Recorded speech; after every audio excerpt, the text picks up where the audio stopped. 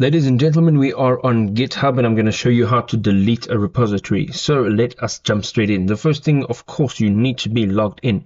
Once you're logged in, you'll see a menu up at the top of the screen. You're going to go ahead and hit repositories.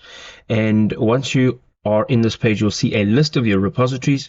You're going to go ahead and tap on the actual name of the repository.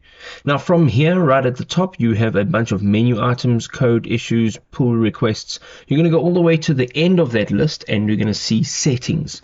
Once we're in settings, we are going to scroll all the way down until we see a red block that says danger zone. This is the danger zone, people. Over here, the last option will be delete this repository. Once you delete a repository, there is no going back. Please be certain. Go ahead and tap on delete this repository. You can see all the details here and tap on I want to delete this repository. Again, it warns you unexpected bad things will happen if you don't read this. So make sure that you read it. Once you're done reading, you're going to go ahead and tap on understand. And there you go. You're going to now type this clause in here and tap on delete repository. You're done. If this was helpful, drop us a like. We'll see you next time. Cheers.